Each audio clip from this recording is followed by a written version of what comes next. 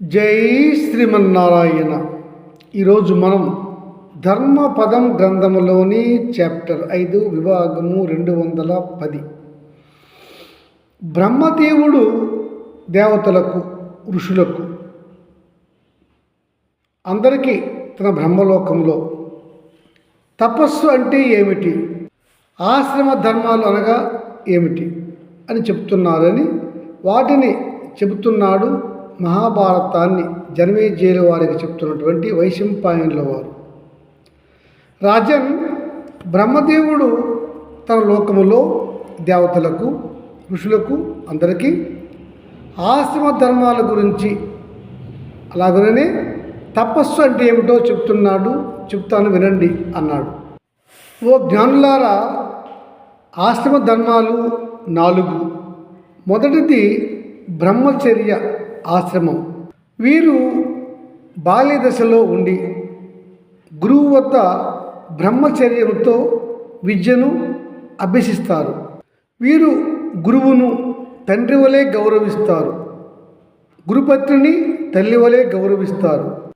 ఈ విద్యార్థులు బ్రహ్మచారులుగా ఉండి గ్రామాలలో తిరిగి భిక్ష ఎత్తుకొని తెచ్చి గురుపత్రికి ఇస్తారు. వీరు గురుమాత అంటే గురువు గారి భార్య వండి పెట్టిన భిక్షాన్నాన్నే భుజిస్తారు. వీరు చేతిలో బిల్వ లేదా మోదుగు కొమ్మను కర్రగా పట్టుకొని సంచరిస్తూ ఉంటారు. వీరు 3 సంధ్యలలో తలస్నానం చేస్తారు. వీరు నీతేంద్రులై నిష్ఠగా ఉంటారు. వీరికి బ్రహ్మచర్యము అత్యంత ముఖ్యము. వీరు జంధ్యాన్ని మలత్రాడును ధరించి మితాహారాన్ని మాత్రమే తీసుకుంటూ మిత భాషయై ఉండి సరైన నిద్రను మాత్రమే తీసుకుంటారు. వీరు నిద్రించుట, తిరుగుట, కూర్చునుట అన్నీ కూడా గురువు చెప్పిన శాస్త్రబద్ధ ప్రకారముగానే చేస్తారు. వీరు గురువు మాటను అతిక్రమించరు.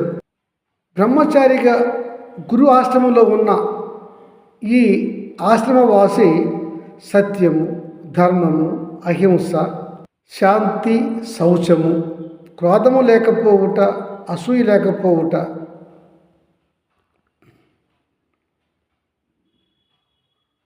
అనే ఉత్తమ ధర్మాలతో ఉండి 2 పూటల అగ్నిహోమాలను వేలుస్తారు. వీరు ఇలా అగ్ని కార్యాలు చేస్తూ పాపరహితంగా ఉంటారు. ఇక రెండవది గృహస్థాశ్రమం. గృహస్థాశ్రమంలో ఉన్నటువంటి మానవుడు గురువు తల్లిదండ్రుల అనుమతితో వివాహాన్ని చేసుకుంటాడు శాస్త్రబద్ధంగా. గృహస్థు అన్ని లోక ధర్మాలను పాటిస్తాడు. సముచిత రీతిలో వివాహం చేసుకొని వివాహిత భార్య అదే సంసార సుఖాన్ని అనుభవిస్తాడు. గృహస్థు నిర్మల జ్ఞానంతో నిర్మలమైన ప్రవర్తనతో ఉండాలి. అతడు పంచయజ్ఞ నిష్ఠ కలిగి ఉండాలి. అతిథి మర్యాద చేయుట, ఇంటికి వచ్చిన అతిథి భోజనం చేశాకే అతడు భోజనం చేస్తాడు.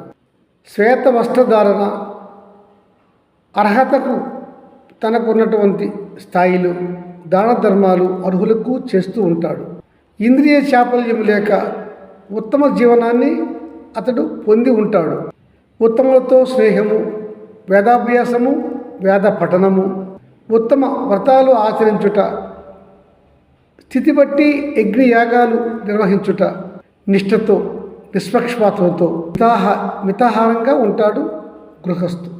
మితాహారంతో పాటుగా మిత భాషిని అనిపించుకుంటాడు గృహస్థు. ఉత్తమ గృహస్థు అందరికీ ఆదర్శము కావాలి. ఎందుకంటే ఉత్తమ గృహస్థుయే అన్ని ఆశ్రమాలకు ఆధారము. మూడవది వానప్రస్థాశ్రమం. వానప్రస్థాశ్రమంలో మానవుడు తన చివరి దశలో వృద్ధాప్యములో తాను ఒక్కడు కానీ అనుసరించి వస్తే తన భార్యతో కానీ అడవులకు వెళ్ళి జింక చర్మాలు జడలు ధరించి అక్కడ తపస్సు చేసుకుంటూ దొరికిన దానిని తింటూ పండ్లు, ఆకులు, కాయలు, కూరలు దుంపలు ఇట్లాంటి వాటిని తింటూ అతడు మితాహారి అయి తపస్సులో ఉంటాడు. ఇక్కడ ఇతడు బ్రహ్మచర్యాన్ని పాటిస్తాడు. 2 పూటల స్నానాలు చేస్తాడు. అతిథులు వస్తే అతిథి సత్కారం చేస్తాడు. తనకున్న దానిని వారికి కూడా పెడతాడు. వేద జ్ఞాన అధ్యయనము, అగ్నిహోత్రములు నిర్వహిస్తూ తన ఇంద్రియాలను నియంత్రణలో ఉంచుకొని ఇతడు జీవనాన్ని దేవునిపై భక్తితో కొనసాగిస్తాడు. ఇక దేవతలారా, ఋషులారా, సన్యాసాశ్రమం ఇది మానవునికి చివరి ఆశ్రమం. ఋషులారా, ఎవరైతే పైన చెప్పిన 3 ఆశ్రమాలలో ఉన్నవారు జనన మరణ చక్రంలో పడి పరిభ్రమించకుండా మోక్షం సంపాదించుకుంటాము అని అనుకునే వాళ్ళు యతిగా మారాలి. అంటే సన్యాసాశ్రమంలో వారు చేరాలి. యతి అనువారు సన్యాసాశ్రమంలో ఉండి సర్వ జీవుల పట్ల దయ, కనికరము కలిగి ఉండాలి. యతి అనేవాడు ఎప్పుడు కూడా గతసేతు బంధనము చేయరాదు. జరిగిపోయిన విషయాలపై ఆలోచన చేయరాదు. ఏ పూటకు లభించిన దానితో ఆ పూట ఆహారం తీసుకుంటూ, అది కూడా మితంగా తీసుకుంటూ జీవనాన్ని గడపాలి. అతనికి దొరికిన ఆహారాన్ని ఆ పూటనే పూర్తి చేసుకుని మరలా ఆ పూటకు దానిని ఉంచుకోరాదు. కష్టకాలంలో తాబేలు తన అవయవాలను ఎలా లోనికి ముడుచుకుంటుందో అలాగ యతి అనేవాడు అన్ని కష్టాలను, నష్టాలను అధిగమించి తన ఇంద్రియాలను పూర్తిగా నియంత్రిస్తూ భిక్ష ద్వారా మాత్రమే అతను జీవనం కొనసాగించాలి. జిహ్వ శాపల్యం అంటే అంటే మంచి ఆహారం కావాలనే కోరిక కూడా సన్యాసికి ఉండరాదు. సన్యాసి అనేవాడు అన్నము, నీరు, వస్త్రము తప్పించి ఇంక దేనిని కూడా దానంగా స్వీకరించరాదు. సన్యాసి సాధన చేస్తూ రోజుకు 1 పూట మాత్రమే భోజనాన్ని మితంగా స్వీకరించాలి. యతి లేదా సన్యాసి అన్నవాడు నమస్కారానికి 10 నమస్కారము లేదు, గౌరవానికి గౌరవం లేదు, ఎవరిని పట్టించుకోడు, సమాజాన్ని కూడా పట్టించుకోడు. యతికి ఎవరిపైనా ప్రేమ ఉండదు, ఎవరిపైనా ద్వేషం ఉండదు, క్రోధము ఉండదు, ఆశ ఉండదు. సర్వవేళ అతడు నియంత్రణలో ఉంటాడు. అతడు బ్రహ్మచర్యంతో ఉంటాడు. యతికి రుజు ప్రవర్తన, సత్యము, అహింస, లోభరాహిత్యము అనేవి ఒక దీక్ష వలె ఉంటాయి. సన్యాసి అనేవాడు లేదా యతి అనేవాడు చెట్టు కిందను, నదీ తీరాలలోనూ, పాడుపడిన దేవాలయాల్లోనూ లేక దేవాలయాల్లోనూ ఎక్కడైనా ఒంటరిగా ఉంటాడు. లేదా కొన్ని సందర్భాలలో యతి అనేవాడు ఎండ్లలో కానీ, అడవుల్లో కానీ, చెట్టు కింద కానీ ఉండవచ్చు. అయితే యతి లేదా సన్యాసి అనేవాడు ఎక్కడ స్థిరంగా మాత్రం ఉండడానికి వీల్లేదు. అతడు పాలు పితికినంతసేపు మాత్రమే నడుస్తూ ఎక్కడైనా ఆగుతాడు, కానీ ఎక్కువసేపు ఆగడు. ఒకరోజు ఒక రాత్రి ఒక దగ్గర ఉంటే మర్నాడు అక్కడ అతడు ఉండడు. యతికి లేదా సన్యాసికి వస్తు సంపాదన, వస్తు అభిమానము, ఏమి కోరికలు ఉండవు. అతడు తన గొప్పతనం గురించి ప్రజలకు చెప్పడు. ప్రజల యొక్క గొప్పతనం కూడా అతడికి అవసరము లేదు. అతడు ఉపేక్షతో నిర్వికారి అయి ఉంటాడు. అతడు ఉత్తమ యతి లేదా సన్యాసి. దేవతలారా, సన్యాసము అంటే తపస్సే. యోగులు చేయు తపస్సు కూడా ఇట్టిదే. వీరికి రజో తమో గుణాలు లేని ఆశ్రయ భావము ఉంటుంది. అట్టి వీరి హృదయ భావన ఉత్తమమైనది. దేవతలారా, అసలు తపస్సు అంటే ముక్కు మూసుకునో ముక్కు మూసుకోకుండానో మంత్ర పఠనం చేస్తూ చేసేది తపస్సు. అది ఒక్కటే తపస్సు కాదు, ఇంకా ఉన్నాయి తపస్సులు. గృహస్థు తన గృహస్థాశ్రమాన్ని సక్రమంగా నిర్వహించుట కూడా ఒక తపస్సే. బ్రహ్మచర్యంలో ఉన్నవారు తమ బ్రహ్మచర్య వ్రతాన్ని సక్రమంగా గురువుకు గురుపత్రికి అనుకూలంగా అందరితో సఖ్యముగా బ్రహ్మచారి ఎలా ఉండాలో అలా ఉండుట కూడా ఒక తపస్సే. ఇంకా వానప్రస్థంలో ఉండువాడు వానప్రస్థాశ్రమ నియమాలను ఖచ్చితంగా పాటిస్తూ ఉన్నవాడు కూడా చేసేది తపస్సే. పురుషుడు లేదా స్త్రీ అహింసా వ్రతాన్ని ఖచ్చితంగా పాటిస్తే వారు చేసేది తపస్సే. పురుషుడు లేదా స్త్రీ సత్యవ్రతాన్ని ఖచ్చితంగా పాటిస్తే వారు చేసేది కూడా తపస్సే. వివాహం చేసుకొని తన భార్య అందే సంసార సుఖాన్ని శాస్త్రరీత్యా పొందువాడు చేసేది కూడా సంసార సుఖ తపస్సు. దీనిని ఏకపత్ని వ్రత తపస్సు అని అంటారు.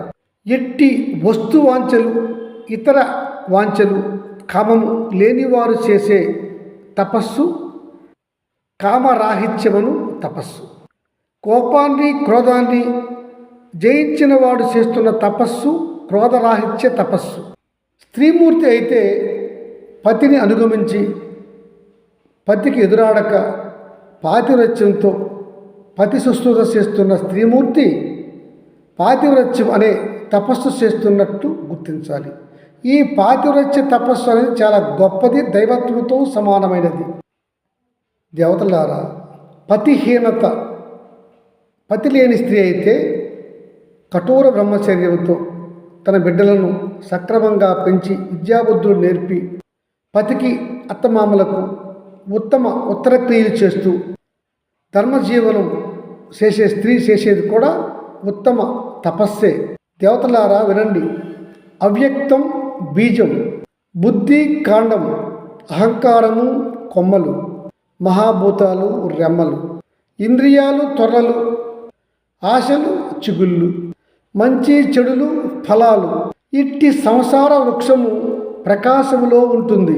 ఇట్టి ఈ సంసార వృక్షాన్ని జ్ఞానం బుద్ధి అనే మహాఖడ్గముతో ఖండించి అభిమాన అహంకారాలను ఎవరు నియంత్రించుకుంటారో వారే నిజమైన యోగి. నిస్సందేహముగా వారే బ్రహ్మ పదాన్ని చేరుకోగలుగుతారు. బ్రహ్మానందాన్ని కూడా వారు పొందగలుగుతారు. మిక్కిలి నిష్ట యోగ సాధన కారణాన యోగి తనలోని జీవాత్మను తాను దర్శించగలిగితే దానిని అంతర్దర్శనం అంటారు. ఇది ఒక క్షణమైనను చాలు ఈ లోకములోని విషయాలను అనుబంధాలను సంసారం అనే సాగరాన్ని దాటి విముక్తుడవుతాడు. అట్టివారే జ్ఞానులు మహర్షులు. ఇట్టి జ్ఞానులు వైరాగ్యంతో పరమాత్మను తెలుసుకొని పరమాత్మను చేరుటకు ప్రయత్నిస్తారు, సాధన చేస్తారు. వారు ఋషులు, యోగులు, జ్ఞానయోగులు పొందే ఉత్తమ గతులను పొందుతారు. లేదా వీరు సాధన మరింత సక్రమంగా చేయగలిగితే వారు దైవత్వంలో కలిసిపోతారు, దైవంలో కలిసిపోతారు. అదియే జనన మరణ చక్రంలో పడని ముక్తి లేదా మోక్షం అంటారు అని చెప్పాడు బ్రహ్మదేవుడు. అని ఈ సాంఖ్య తత్వాలను గురించి బ్రహ్మదేవుడు దేవతలకు ఋషులకు చెప్పారని వైశంపాయనుల వారు చెప్తున్నారు జనమేజయ మహారాజుకు భారతంలో భాగంగా. జై శ్రీమన్నారాయణ.